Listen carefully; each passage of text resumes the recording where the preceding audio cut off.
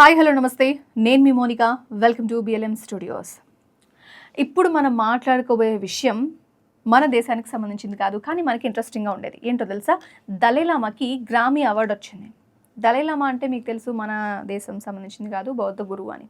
కానీ చైనా ఎందుకు ఇచ్చారు మీరు అన్నట్టుగా రియాక్ట్ అయింది. సరే, చూద్దాం ఇన్ఫర్మేషన్ ఏంటో. సంగీతం అంటే కేవలం పాటలు కాదు, ప్రశాంతత కూడా. ప్రపంచవ్యాప్తంగా సంగీతకారుల కళ ఆ గ్రామీ అవార్డు. అలాంటి గౌరవం ఇప్పుడు ఎవరికి దక్కిందో తెలుసా? సాక్షాత్తు బౌద్ధ ఆధ్యాత్మిక గురువు దలైలామా గారికి. ఆయన వయసు 90 ఏళ్ళు. 90 ఏళ్ల వయసులో ఆయన గొంతులో నుంచి వచ్చిన శాంతి మంత్రాలు ప్రపంచాన్నే మెప్పించాయి. కానీ ఈ అవార్డు రాగానే ఆ దేశానికి మాత్రం అస్సలు నిద్ర పట్టడం లేదు. అదే మన పక్కనే ఉంది కదా, అది పక్కనే ఉన్న చైనా. అసలు దలైలామాకి గ్రామీ ఎలా వచ్చింది? చైనా ఎందుకు అంతలాగా రగిలిపోతుంది? Let's break it down. First of all, meditations award తీసుకొచ్చిన ఆల్బమ్ గురించి మాట్లాడుకోవాలి. లాస్ ఏంజల్స్లో జరిగిన 2026 గ్రామీ వేడుకల్లో audio books and story telling కేటగిరీలో దలైలామాకి అవార్డు వచ్చింది.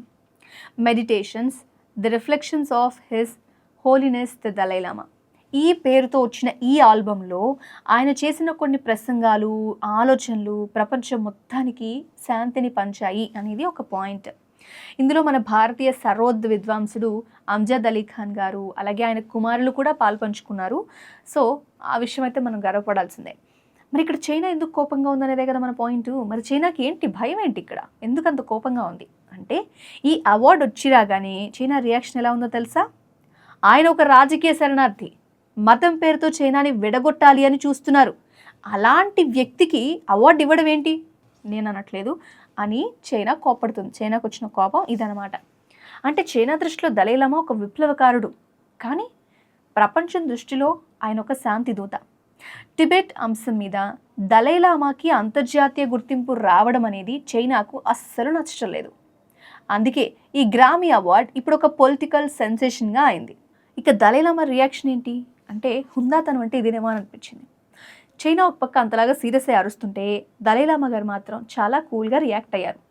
ఈ అవార్డు నా ఒక్కడిది కాదు, ఇది మానవత్వానికి నేను చేస్తున్న ప్రపంచ శాంతి ప్రయత్నాలకి దక్కిన గుర్తింపు అని చాలా హుందాగా తన ఆన్సర్ని చెప్పేశారు.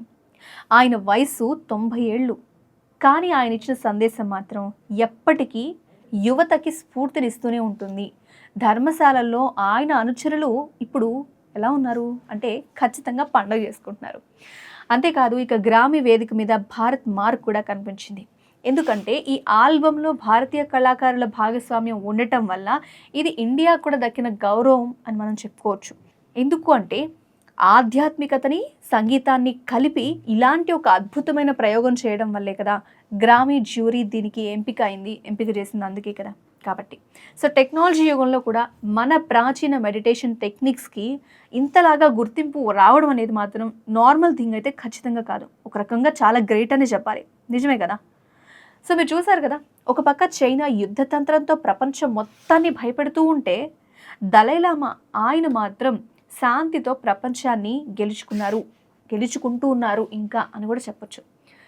కాబట్టి చైనా ఎన్ని విమర్శలు చేసినా సత్యం వైపు విజయం ఉంటుందని ఇంకొకసారి ఈ గ్రామీ అవార్డ్ తీసుకోవడం అనేది నిరూపించిందని చెప్పాలి. మీరు దలైలామాకి సంబంధించి ఏమైనా విషయాలు విన్నుంటారా?